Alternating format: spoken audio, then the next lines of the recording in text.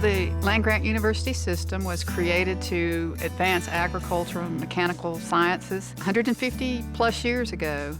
And we realized that some of the research that was coming from out of the land grants, it was not reaching the people. So the Smith-Lever Act was passed 100 years ago. The purpose of that act was to create the Cooperative Extension Service, which was to take the research that was created by the land-grant universities and actually give it to the people who could use it. And so that was the genesis for the creation of the Extension Service, or the Cooperative Extension Service, as it was called at that time. It was to take the research-based information from the university, from that land-grant school, and get it to the people who need it so that they could use it to improve their lives, their economy, and to improve agriculture.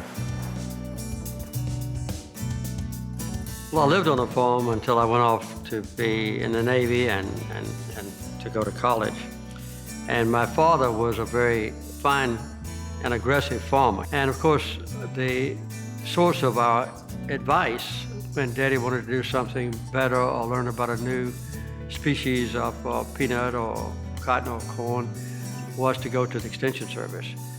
And they gave him whatever advice he needed. And it was just like a constant source of inspiration and advice and counsel, and sometimes correction when he was doing something wrong. And as I grew older and when I came back from the Navy and spent the next 17 years as a full-time farmer, I saw firsthand the great value of what the Extension Service offered to everyone in our county, not just farmers, but everybody in the merchants and others who did business with farmers and depended on agricultural income. My earliest experience with the Cooperative Extension Service came as a result of joining the 4-H Club when I was probably in a middle school age group.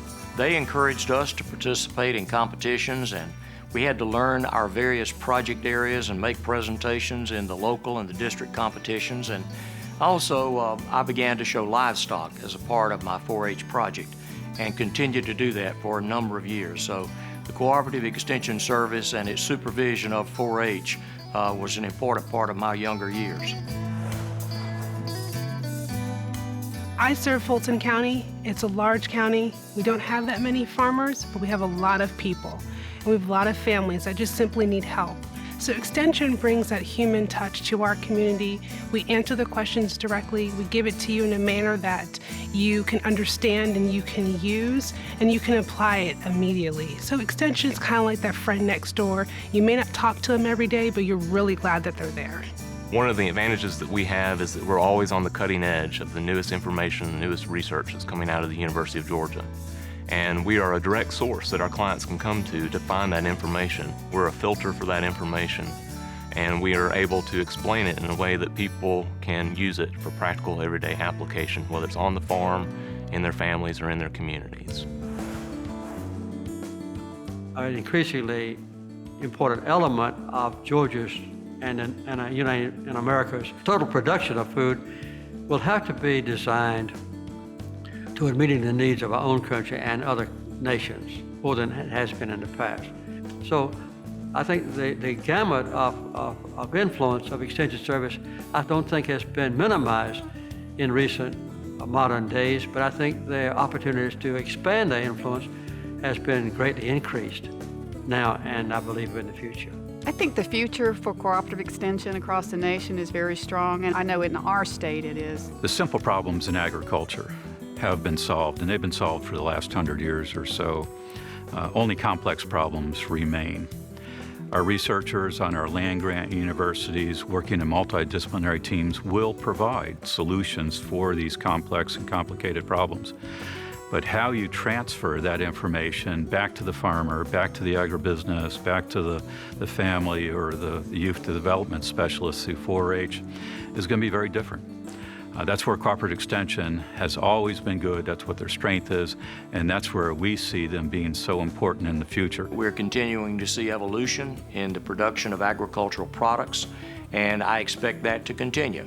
We will probably have fewer farms, but larger farms. And the Cooperative Extension Service certainly has a role to play in that new structure. They've adapted very well to the changing circumstances and the changing economy of our country over the last 100 years, and I have every reason to believe that they will continue to do that here in Georgia for the next 100 years.